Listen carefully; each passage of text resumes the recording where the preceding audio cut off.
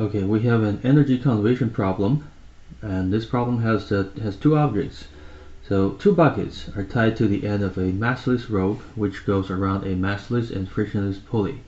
Bucket 1 is 15 kilograms and on the ground.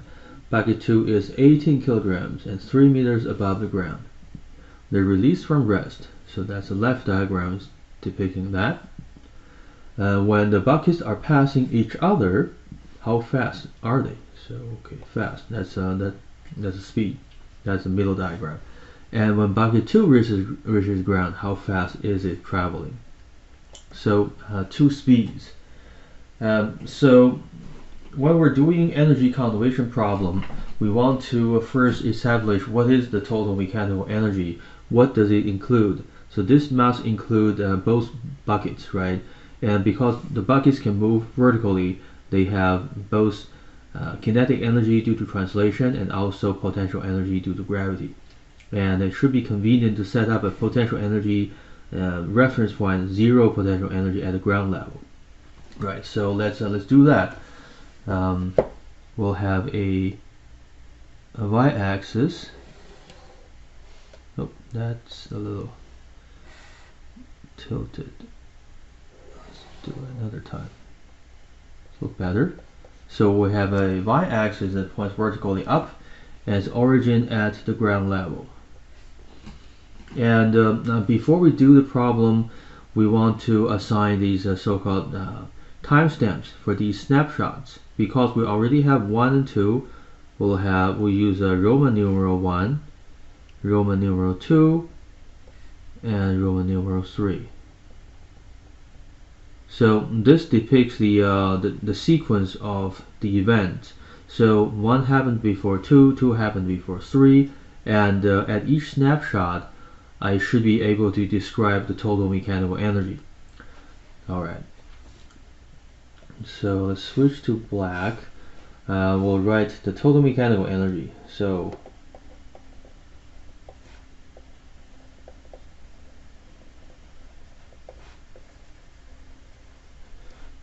that is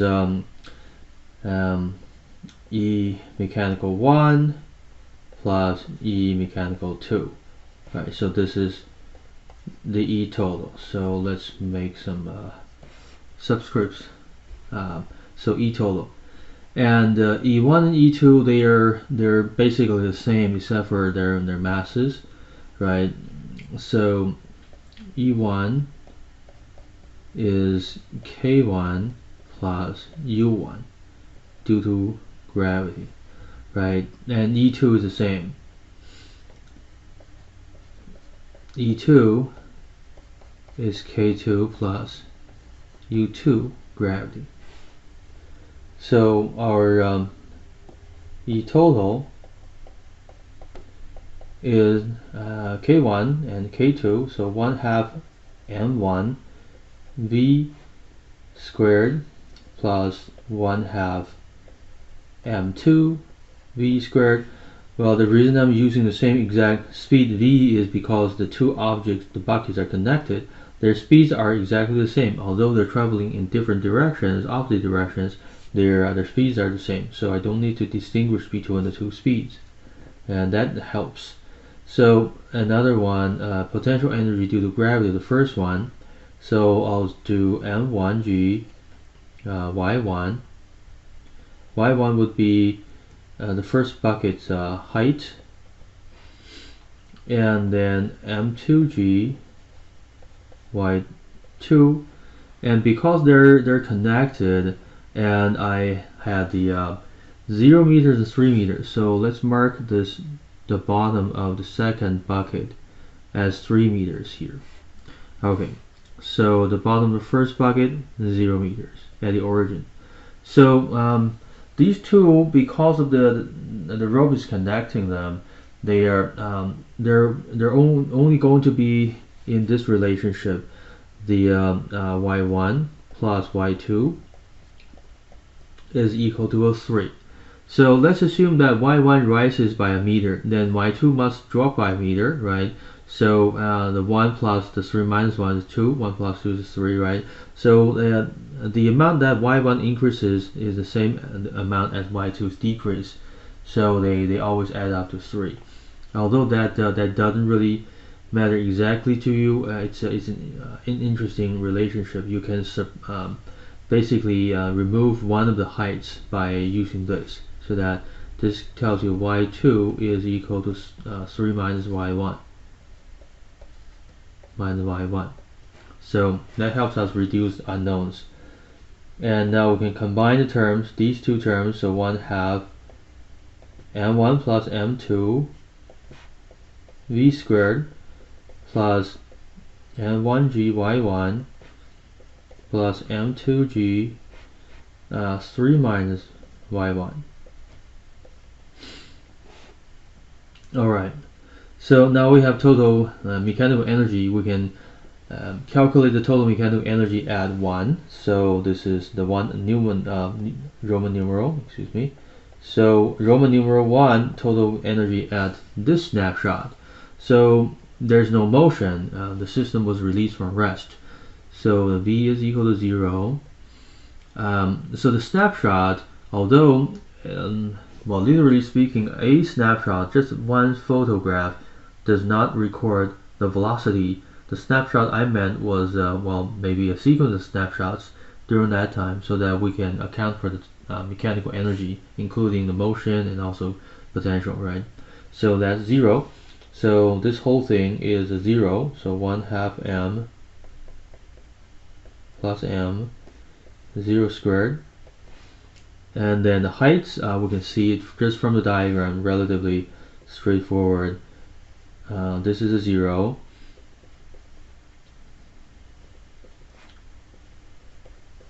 So 3 minus 0 is 3. So this gives us the total mechanical energy at Roman numeral 1 is just 3 m2g. And that's 3 times, the m2 is the right side, the heavy one, the 18 times 9.8 times 3. So you can use your calculator, and this gives you 529.2. So I'm keeping a little extra digit just for better accuracy. So we have basically 529 joules of total energy, and this energy is not going to change across the entire motion. In between this and that, in between that and that, and also at these points, all these snapshots that you can possibly take between letting go and the system and the bucket 2 reaching the ground will have the same exact total energy that. Alright, so let's do mechanical energy at Roman numeral 2. So this is that. We know they're still moving at the same speed. So m1 plus m2 v squared plus, and now the height is basically half of the 3, right? 1/2. So this is 1/2, and 3 minus 1/2 is also 1/2. So it's just 1/2. So 1/2, and you can combine m1 plus m2 and then times g, right? So you can calculate this out as 0.5 times 15 plus 18 v squared plus 1.5 times 15 plus 18 times 9.8. So basically this is equal to 16.5 v squared plus this quantity, the potential energy, 485.1 joules. Okay, so that's the total mechanical energy during this snapshot. And we can keep calculating, and then we also have total mechanical energy at Roman numeral 3, and that is when bucket 1 has been pulled all the way up and bucket 2 is reaching the ground, remember this is not hitting the ground yet, so it's just passing the ground level, and the bucket 2 is not slowing down or stopped by any means, so it's right before the impact. So we'll do this again. Let's do a subscript this 2 here so we know what that velocity is. So we'll do the same thing, we'll plug in the same values and we'll actually get the same exact vector, 16.5 v, and we'll put a 3 here squared plus now the bucket 1 has been pulled up, right? It's 3 meters, so 3 times n1g plus bucket 2, well 3 minus the 3, so now bucket 2 is 0 meters, so 0 m2g, and this is 16.5 v Roman numeral 3 squared plus here the 3 times 15 times 9.8, so 16.5 v 3 squared plus this numerical value is 440 watt on the right side. So that looks a little bit like a Roman numeral 4. So let me make some adjustment. Okay, that looks better now. Okay, so now according to energy conservation, we'll say mechanical energy conservation. All these energies are the same. 1, 2, and 3. So this part is where I would ask you how many equations or unique equations you can get from all these equal. And the answer should be as many equations as there are equal signs. See, if 1 is equal to 2 and then say 2 is equal to 3, this implies 1 and 3 are also equal without having to get anything, any additional information. So there appear to be 3 equations, 1 equal to 2, 2 equals 3, and 1 equal to 3, but only 2 of them are unique, and then the third one is redundant. So we'll just say, because we already know this value numerically right here, we can just say that numerical value 1 equal to 2 and then 1 equal to 3 to solve our velocities. So we'll do that. 1 equals 2. This gives us 529. 529.2 equals 16.5 v2 plus 485.1. Then you subtract this and then divide that and take a square root. So if we do this all together,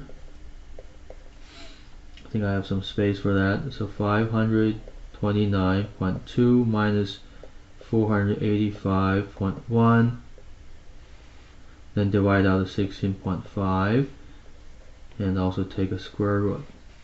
Okay, so you can pause and use your calculator. Okay, so this one gets you V2 is 1.63 meters per second. Alright, so we use the same exact equation, all the equal signs, right? 1 is equal to 3,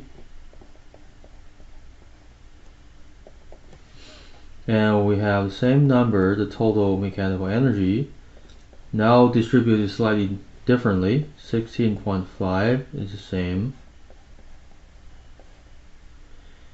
v squared plus now this lower quantity 441 is in potential energy, so 441, and we can solve v3 as 529 minus 441 divide by also 16.5, and then take the square root. Use your calculator, and you get 2.31 meters per second. Alright, so that concluded our solution. Just remember that you want to imagine these timestamps so that you can easily look at the diagram and see how much potential energy you have and how much kinetic energy, which one's moving at what speed, right? And then you use these equals for all the mechanical energy timestamps to get your equations. As many equations as you can have equal signs. Thank you.